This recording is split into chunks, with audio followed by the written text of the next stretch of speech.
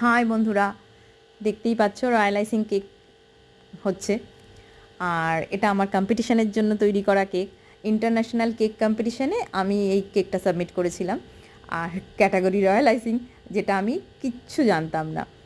আমি কখনো professionally royal icing cake কী করে তৈরি করা হয় শিখিনি। হ্যাঁ, রয়্যাল আইসিং সম্পর্কে আমার একটা ধারণা ছিল, রয়্যাল আইসিংয়ের রেসিপিটা কেমন হয়।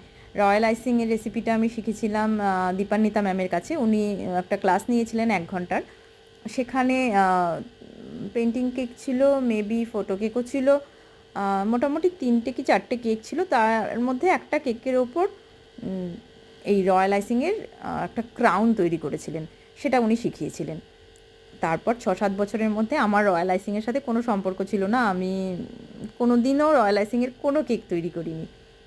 এবার আমি ইন্টারন্যাশনাল কেক কম্পিটিশনের জন্য রয়্যাল আইসিং ক্যাটাগরি চুজ করেছি। তোমরা বলবে মাথা খারাপ আছে এর।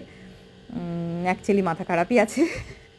আসলে আমি নিজেকে একটু আপগ্রেড করার জন্য এটা চুজ করেছি।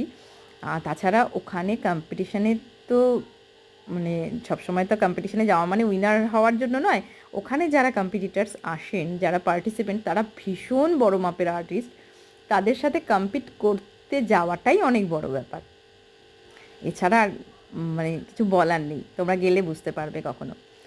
তো আমি নিজে অনেক চেষ্টা করেছি, অনেক রিসার্চ করেছি, ইউটিউবের অনেক সহায়তা নিয়েছি, কিছু বুকস আছে আমার কাছে, সেটারও হেল্প নিয়েছি। প্রচুর পড়াশুনো, প্রচুর রিসার্চ করার পর আমার এই রয়্যাল আইসিং কেকটা আমি তৈরি করতে পেরেছি। আমি নিজেও ধারণা করতে পারিনি এতটা দাঁড়াবে। যতটুকুই দাঁড়িয়েছে তাতে আমি ভীষণ হ্যাপি। আর তোমাদের কেমন লাগলো আমার কেকটা, ফাইনাল আউটকামটা দেখে আমাকে প্লিজ আমাকে একটা কমেন্ট করে জানিও। তবে হ্যাঁ, আমি কিন্তু সিলভার পেয়েছি। সিলভার পেয়ে আমি ভীষণ হ্যাপি, কারণ আমি নিজের যে জায়গার থেকে শুরু করেছিলাম তার থেকে আমি নিজেকে আপগ্রেড করতে পেরেছি। অনেকটা ইমপ্রুভ হয়েছে, অনেকটা নলেজ গেইন করেছি। আরও আস্তে আস্তে হবে। এই যে এখন যে আমরা স্ট্রিং ওয়ার্কটা দেখছো, এটা যখন আমি করি তখন ভোর 4টে, পরের দিন সকাল 8টার মধ্যে আমাকে পৌঁছতে হবে। লাস্ট 2 রাত্রি একদম ঘুমাইনি, হোল নাইট জাগা ছিলাম। আর এটা আমার ফাইনাল আউটকাম। কেমন লাগলো জানিও।